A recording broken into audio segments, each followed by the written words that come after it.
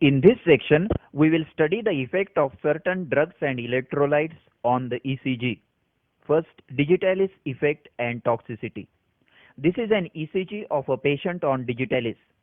The thin drawing in the background is a normal tracing for comparison. Note the prolongation of PR interval to 5.5 small squares or 0.22 seconds, indicating first degree AV block. The QRS complex is normal. The ST segment shows 1 mm depression and the T wave is upright but flattened. This is an effect of digitalization, slowing of heart rate, prolongation of PR interval, slight ST segment depression and reduced amplitude of the T wave. Now we will see what happens with overdosage of digitalis or digitalis toxicity. The PR interval is further prolonged and there may be second degree heart block with few dropped beats. And there is a very characteristic ST segment depression described as mirror image of a correction mark. On the left we see a correction mark and on the right is its mirror image. That is how the characteristic ST segment depression looks in digitalis toxicity. The ST segment takes an angled downward slope and rises steeply upwards to join the T wave. The T wave is flat. It is best seen in leads with a prominent R wave. The inset shows the mirror image. In this ECG, note the characteristic ST depression with slow downward slope and steep upward rise. The T wave is flat and the PR interval is prolonged, indicating first degree heart block. In this ECG once again, the characteristic ST segment depression of digitalis toxicity is seen.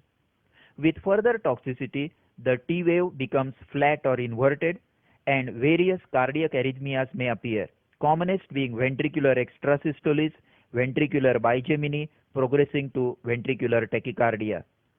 Also remember that the ST depressions of digitalis toxicity are seen in many leads, anterior as well as posterior and chest leads. Hyperkalemia or a rise in serum potassium levels.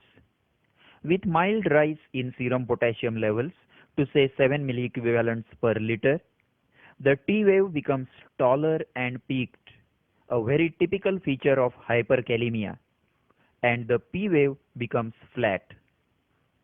With further rise in potassium levels, the PR interval increases, while P waves become small and may even disappear.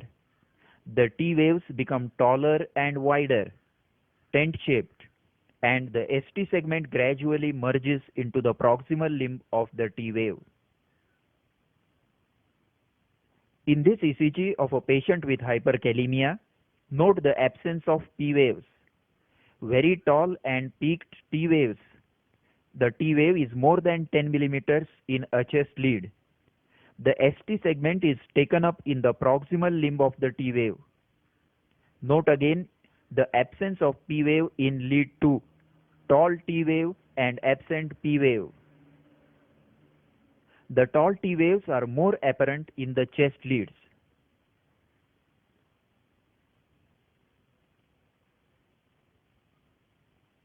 Hypokalemia. With hypokalemia, the T wave amplitude progressively diminishes while U wave becomes prominent. This may give a false impression of increased QT interval, but actually it is a U wave which has become prominent. Hypo and hypercalcemia. Reduced levels of calcium in blood causes prolongation of QT interval due to prolongation of the ST segment. Normally, QT interval is about 10 small squares or up to 0.4 seconds, but here it is prolonged to about 15 small squares. Note that in this ECG, the QRS is normal, the T wave is also normal, only the ST segment is prolonged. See this ECG of a patient with tetany. The QRS complex is normal, T wave is normal, only the ST segment is prolonged, causing prolongation of QT interval. In contrast, this ECG shows shortened ST segment and T wave begins immediately after the QRS complex. The ST segment also shortens in hyperkalemia, but there the T wave is tall and peaked.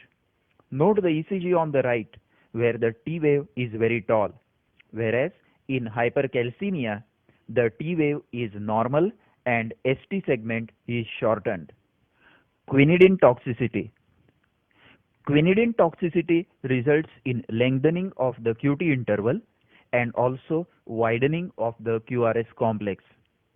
Note that in this ECG, the QRS complex is widened uniformly and the ST segment is also prolonged with overall lengthening of the QT interval.